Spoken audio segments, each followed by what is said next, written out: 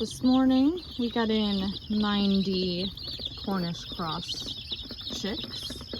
This is our biggest batch for this year. I'm hoping to squeeze in 2 more in addition to this, also of about 90 chicks. So we ordered 90, got 96 live in, and then there was one that was dead on arrival, but that's kind of typical, unfortunately. I was a little worried about them because of the heat, but they did pretty well.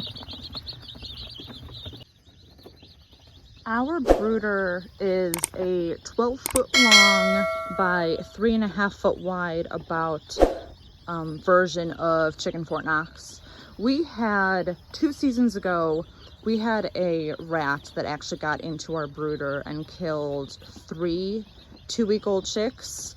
So after that, we pretty much lined the entire thing with hardware cloth, with 1/4-inch hardware cloth, because mice can try and fit through it, but rats cannot fit through it.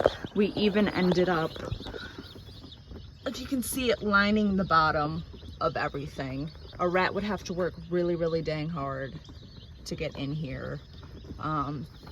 Predator loss is something that we work really hard to avoid.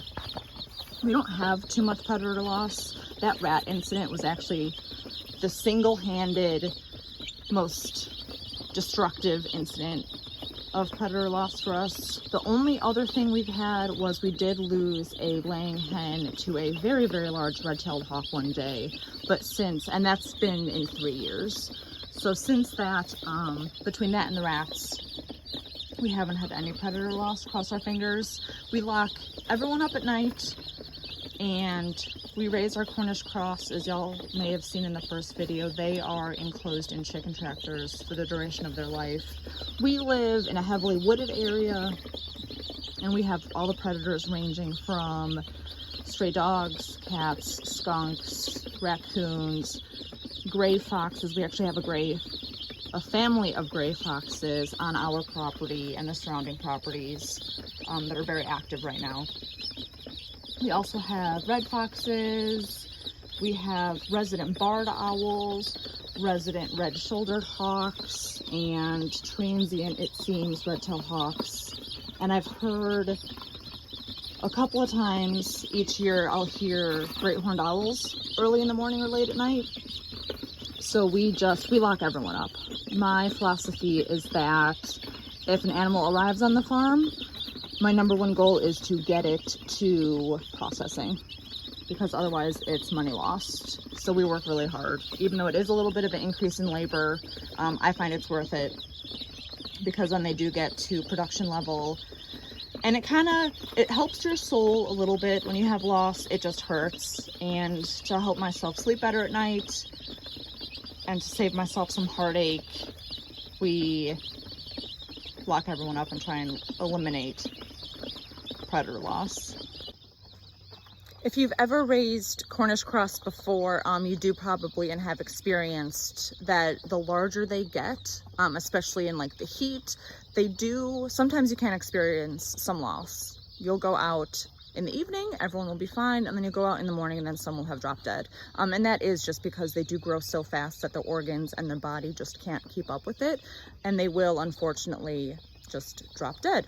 So we're hoping that if we're able to process earlier, we can kind of also decrease that. We really don't have too much of that as it is. We work also really hard to be sure that our birds have great environments throughout their entire growth process while they're on the farm, so that that doesn't happen too much.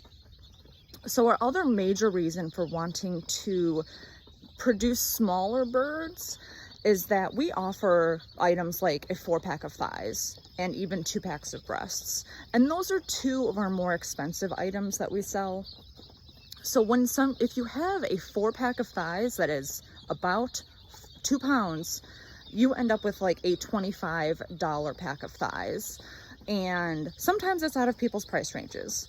So the other goal of wanting to be able to process birds at 7 weeks versus 8 weeks is that hopefully we can kind of decrease the size of those packages just to have packages be a little bit more obtainable for people. Because sticker shock is real, especially when we charge what we do for our product, and we have to because our costs are expensive. I wish I didn't have to charge as much as I do sometimes, but I would go out of business if I didn't. So overall, we're hoping smaller packages will kind of keep our product more obtainable for people, or at least it will eliminate the sticker shock. So hopefully it will encourage people to continue to purchase from us.